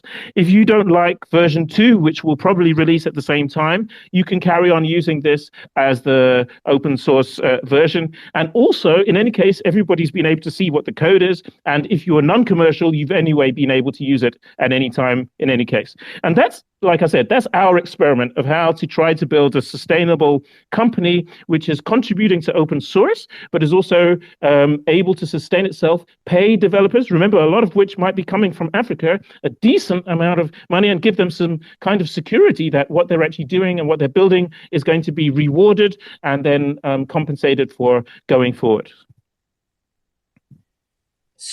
Neat, as Lido would say if he was here.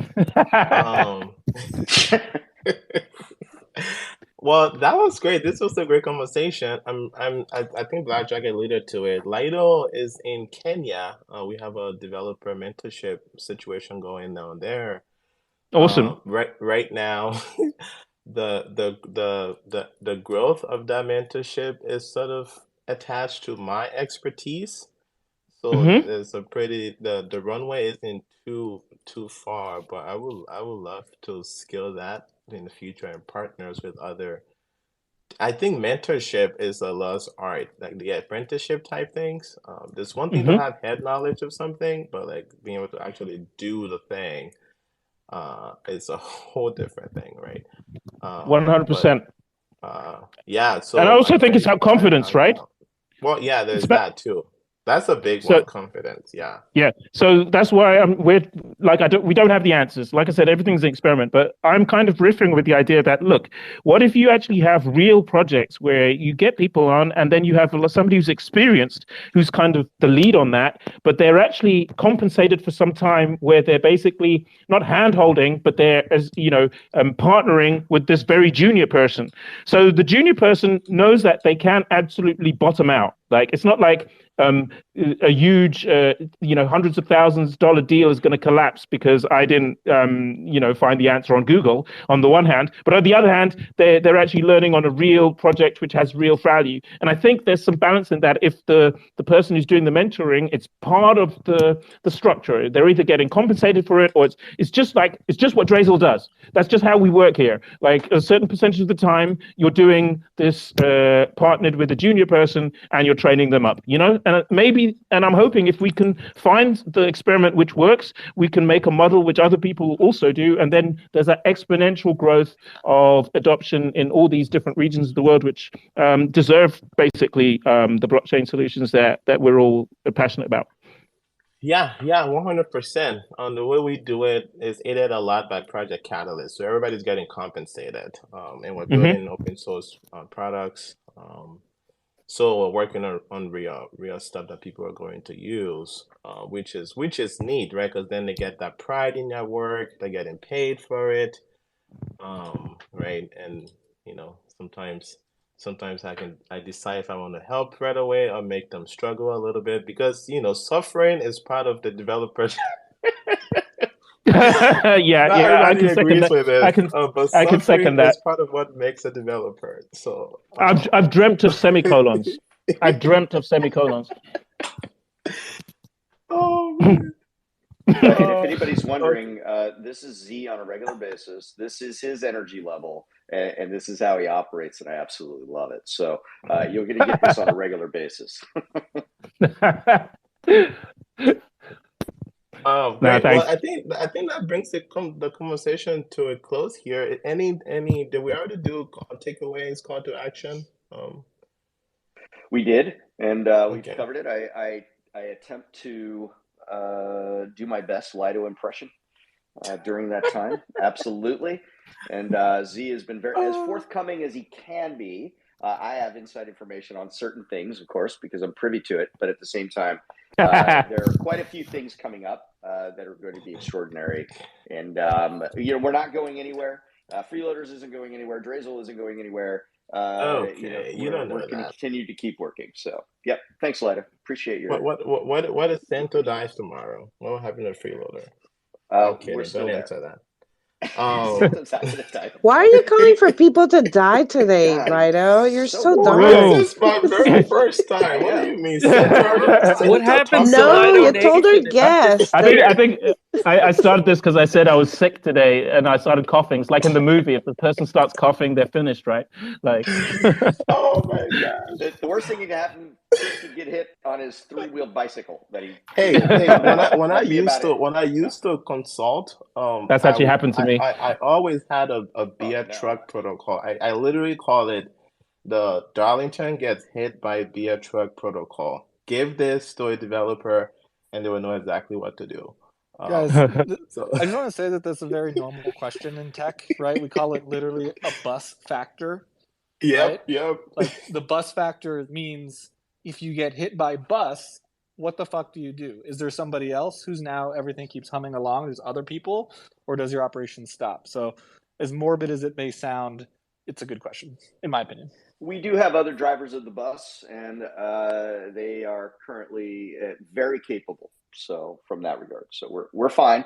But Chris is fine, and now when you will say live we, a very long life. Hold on, there's too much smoke, BlockJock. When you say we, what are you even talking about? Are you talking about like? Well, you know, freeloaders is a members. Well, it's a members-based organization, so we have quite a few SPOs like yourself that are highly technical. What is the entity when you say we? What are you talking about? What entity is that? So the DAO and its what members. DAO? So the Freeloaders DAO or Wyoming DAO LLC. Okay, so the Freeloaders DAO. But I think the question was for the Drazel. For Drazel, yeah. Do you have a dead man switch for Drazel? There you go. I love that line of questioning, Epoch. Always question BlockJock. That is cross-examination. I always get the cross-examination, which I absolutely love, and I'm like, oh god, now I got to come up with why I'm saying that. Great. Well, thanks again for coming. I'll keep the show going for another 10 minutes since we're late. And we rugged. So anybody has a question, any other conversation, banter, the floor is open. TCT's asking questions in the DMs like, who's the principal signer on the LLC? I'm got all sure kinds that's of great questions Santo. for me. You know, hey, Tom, don't forget, I'm a donor to your Summon platform. Be nice to me. Oh, is that what we're calling it? A donor? It's too I should late. start saying that. I know. What is that nepotism thing? I want to say investor, but calling out for yeah. Like donor. Just in case he's listening. I know he's listening right now.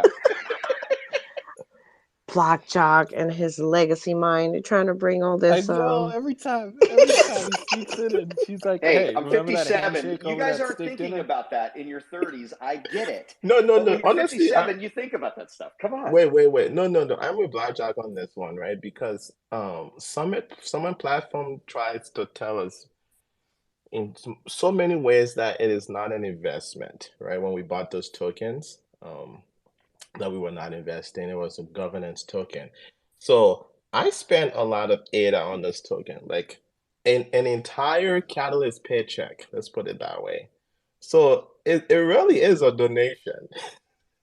You guys just couldn't. Yeah, but you don't do a donation and then ask for people to be nice to you. See, that's what I'm talking about here, okay? You missed.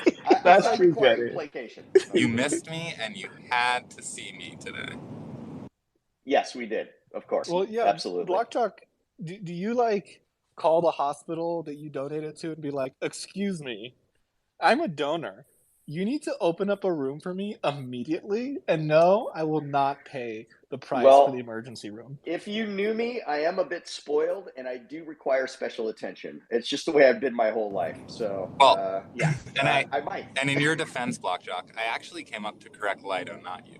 I came up to correct Lido on the fact that it's not that you're investing in Summon, it's that you're investing in yourself. See, because those tokens that you like that? acquired, those tokens No, you sound like Herbalife. that you acquired, yep, gave you access, give you direct authority over the Summon platform and the Summon DAO. So it's really up to you. This is why I fucking hate open source, for the record, is that you can always just be like, you know what? You're in control of the project. We're all in control of the project. It's all about you and your efforts within the DAO. Are you contributing? Like, yeah, I am. Well, as long as we don't hear some platforms saying things like, "Oh, the Latino people is the blood of Summit platform," then I think we'll be fine, Jenny. Oh my God, the blood of the Summit platform. Wow, lifeblood. The Latino. So ethnic-wise, Latinos are heavy. That is a Summit Herbalife platform. inside joke. If you don't know, Okay. if you don't know, but yeah, if you don't know now, you know. I think you made us all know. I think you did actually just now. Yeah, I'm pretty sure. I'm glad I didn't use my lifeblood phrase. Okay, that's good. Yes, that phrase is one of the red flag to increase the sensitivity. I'm obviously joking. Right, of your multi-level marketing antennas. Whenever someone says that, just make sure they're not an MML or whatever it's called. Yeah. Well, we are talking about cults blockchain. Juice all the time. Right, BlockJock. We're talking about blockchain. Blockchain, absolutely, not cults. And blockchain does have a lot of MML stuff baked in and pyramid stuff. Oh my God, yeah, it's everywhere, dude. It's like seriously, right? we just use different words, but in the end, it's just the same thing. Yeah, stake your society. Right. We're pretty bad. We're pretty bad. Right, early adopters. That's a word. That's a dirty word. Oh yes, early adopters. So speaking of multi-level marketing, tired of hearing early. I have to say something about multi-level marketing.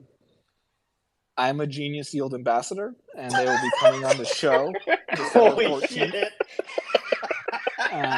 That was perfect, Epoch. I love it. So just make sure to tune in December 14th. We're going to have the CTO and the CSO. I'm learning a lot of stuff today. Yeah, folks, I just want to say especially thanks, Cardano Over Coffee, for having us over. I know that we're kind of new to putting ourselves out there. Hope you appreciate it because we're very small and trying to build things out in this particular way. But I really appreciate this space to say what we're about. And just to say, we're humble. We're open to hearing. We're just experimenting like everybody else. If you want to get in touch, if you've got ideas, thoughts, or whatever, please do. And looking forward to continue this journey in Cardano, empowering the world with the rest of you. Thanks. Great. Thanks for being here. I'm excited for what you guys are doing. I think I sense a Lido Drazo mentorship partnership in the future for sure. Let's do it. Everyone's got my number, man. Everybody's got your number. I don't have your number. Yeah. It's a phrase, huh? Everyone's apparently got mine. Actually, no, you have to reach out to my people. I'm getting so many scam WhatsApp messages. You're hitting all the. If we had a bingo card for all the hilarious things. I know, right? You've covered all of them. You even covered the announcement to the announcement when we asked the question. You're like, well, no, I'm going to announce that at another space later down. So I'm just checking off my bingo card here. I think you guys have a lot of exciting stuff. Let's go to Gold Rush. He's had his hand up for 3 epochs now. What's up, Gold Rush? Hey guys, I'm sure you guys probably already tap danced all over this, but Catalyst Circle voting, Catalyst Circle version 4 voting starts. Do you have? Hold up. Do you have a website where people can go and read all about it? Because that is the requirement for announcing that vote. If you don't have a website, we can't talk about it. Oh, well then, all right, I'll shut up. Get your aid into the correct wallet. Get your voting power straight. Bye. Well, I've been trying to also figure out, and I haven't gotten any response from Drip Drops yet. How does it work? I asked, what do people do? I don't understand, but I have to say I'm not happy with this, and I love them to pieces. But we need answers. I don't know. I feel like we're not doing this right, guys. I mean, we're rushing this, and we don't even know what we're doing. I want to know what are we rushing? Like the whole voting. I feel like a lot of people don't have information. What is happening? Or either rushing, or we're just not really being communicative. I mean, voting is Voting is for two epochs. It starts today. It goes for two epochs, and you Yeah, it can go. doesn't You matter. can You go have do to the do a test vote right snapshot, and now. there are answers that need to be had. Like, Well, we need answers here, before the snapshot. here's the other side though, Jenny, right? This is good because we see what we don't like too, right? And as more systems come out, like you said, like it is about sort of, I applaud the people who rush things out sometimes or just put things out there that might not be perfect because it helps others sort of, Like and Ethereum? even themselves better themselves. Yeah, definitely. Yeah, like So Ethereum. yeah, that's what I'm gonna say. Wait. No, I feel like Gold Rush should have his day in the sun. So, Gold Rush, how does it work? Do you know that information? Yeah, so basically the snapshot will happen at the epoch boundary, and then you'll, when voting starts, you will go to So let's pause for a drop. second. The snapshot, what does that mean? Is it just happening on every wallet? Do you need to hold anything? Do you need to register anything? You do not need to hold or register anything, but you will go claim a token that will allow you to vote after the snapshot. Then you will So use that. are they just You will checking use your that voting balances? token to vote. What's Yeah, the it's the same way. snapshot? It's the same way Drip Drops works on every other epoch boundary. They snapshot basically where all the ADA is in all the wallets, and then they figure out what they owe you in tokens, right? Only in this Okay. case, they take the snapshot of the entire network and where all the ADA is sitting. And so wherever your ADA is sitting at that epoch boundary, that's how much voting power that wallet is going to have, right? What about for pro accounts? Can I use my pro for that so I don't have to like consolidate my ADA and just drip from 10 different places at one transaction? Can I do that? That is something that I do not have the answer for. I'm Wow. sorry. I know, I'm Wow, waiting for that Jenny has answer. a pro account. Sheesh.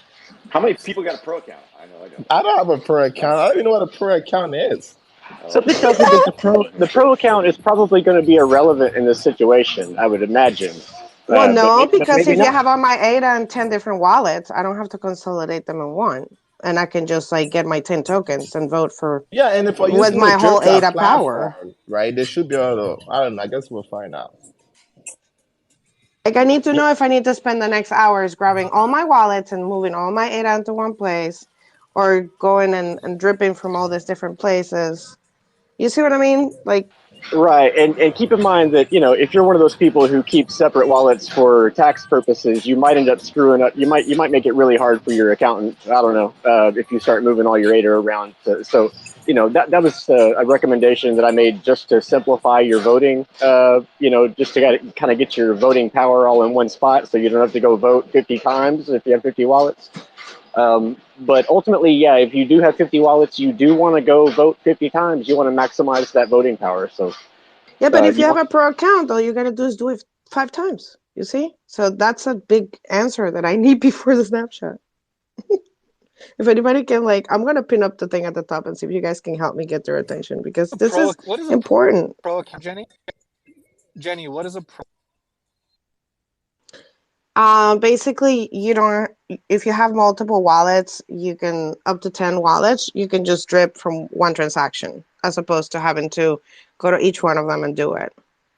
So you can upgrade your account with the drip tokens that you drip from every epoch. And I don't remember how much it costs, like 30K or something like that. And you just Oh, this update is your a account. pro Drip Drops account. Drip drops, yeah. So you get other features. Got it. Okay, yeah, I'm not as embedded there, to be honest. if anyone would like to go do a test vote, you can go to dripdrops.io/vote, and you can go ahead and vote for your favorite pizza toppings, as just to get an idea of how the system works. I'm on Team Mushrooms. Go Shrooms. All right, I'm gonna let you guys go. Have a great day. Wait, no, finish your spiel though. So they're gonna do the snapshot, you don't have to do anything. It's the normal drip drop snapshot. Great. And then after the epoch boundary, you go to dripdrops.io/vote. And you will claim a token to vote. So I guess that, I'm not sure what the purpose of that is. Maybe some back-end people might understand the technology a little better than I do, but you'll basically claim a voting token, which represents your voting power for that wallet, and then you'll use that voting token to vote.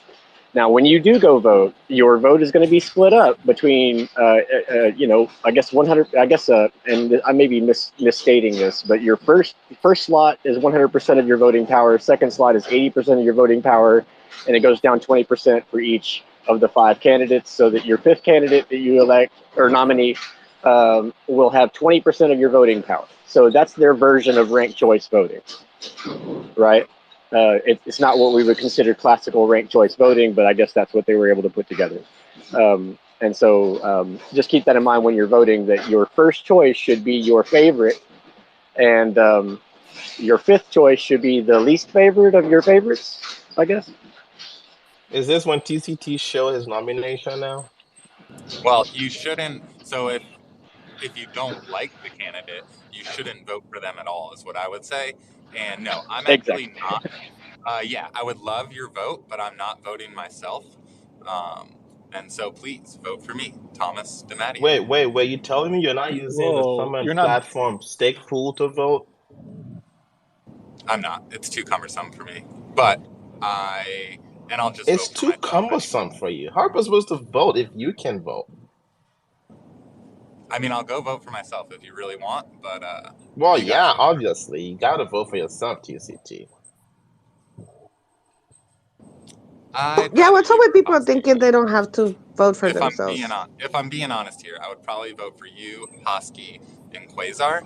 But how can I trust that you're the man for the job if you're thinking that other people are the ones that should be voting? Okay. So TCT, watch what TCT does and do what he does, especially if he votes for Lido first. I would, and yeah, no, I don't know if I'm the man for the job, but I would do what I say.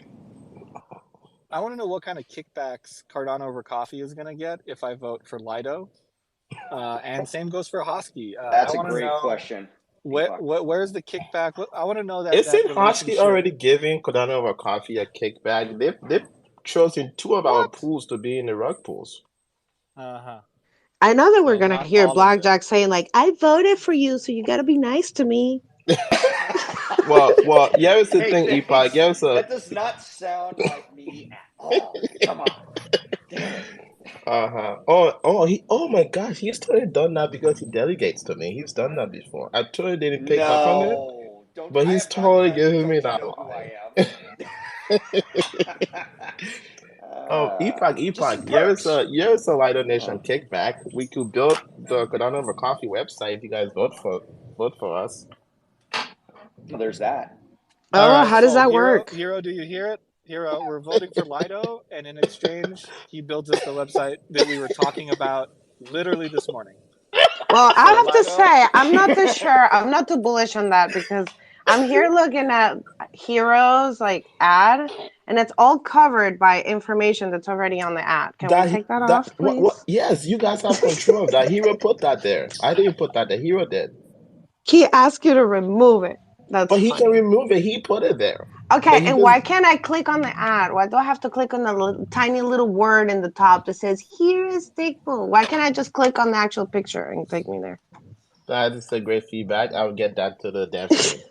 But the words though, you guys can remove it. Just the same way you added it, just go back in there and delete it. Can the devs maybe do something? If we vote for Lido. Come on. Are you saying I should be logging on people's account and deleting their stuff? I mean, while we're centralized, might as well take advantage of it. Okay, so while we're talking here, let's just make sure people understand the importance of voting. So everybody's going to get to vote, just like they get to drip from this stuff. Everybody gets a chance. You don't have to do anything extra, which is amazing. That means that you found out today, you found out tomorrow, you can still vote. You have 2 epochs to vote. And this is important because the people you're voting for are going to be overseeing what's happening within Catalyst and helping maintain the information flowing between the community and what happens in Catalyst and deciding what the next steps are to make Catalyst better. So that's why we have Lido and TCT to put their names in the hat, just like other amazing community members. Check them out. Do we have a website to check out the The We people don't running. have a the web is the forum. Let Yeah, me see so if I can people can find check that. out the candidates. Maybe we should, just I put just it put up there. I put it up in the nest just now. There's a Oh, thread from thanks. Quasar, and it Perfect. lists, that thread kind of lays out, the here's nots and what fors about the candidates, and then also I posted the test vote from Drip Drops up there. So I fulfilled my obligations to bring links. Awesome. Wow. So then you can Wow. check that out. Somebody get that man something Good work, strong. Rush. And if you're not delegating right now to a stake pool and you have your money in your exchanges, you can't have fun with us. Can't vote for your pizza toppings. You can't vote for the awesome people who are going to be helping us. So if you are, now you get a chance to participate. So please No do. free extra swag, no stickers, no nothing. Who's giving that out, BlockJock? Assault Pool. Oh, really? At Rare Bloom, I got some beautiful Love Coach. stickers on the back of my Surface Pro. Absolutely. For people who go to do the test vote, there could be some level of proof of participation compensation I heard whispers of, and I don't know what that could amount to, but it might be worth just going to do the test vote just to see what might pop up in your wallet. And your vote is secret, right? Nobody knows who you voted for. I would know everything. Except for Kyle. Kyle, we'll figure it out. I'm sorry, I'm not supposed to put that out there. My bad. Hold up. Love Coach just hooked me up in a DM with a link from the Drip Drops website that has all the instructions. So it's on the top now. That's 3 links, people. Link to the Cardano forum, link to the test voting thing. Thanks, Code Rush. Link to the Drip Drops website. We currently have no excuses. You have no excuses. It tells you what's a catalyst circle. So if you don't know what we're talking about, that tells you that. And it has a link to a more detailed article from IOG about the catalyst circle. It tells you who are the candidates, and it has the forum link. It tells you where you can vote. It tells you when the voting is. It tells you how to vote.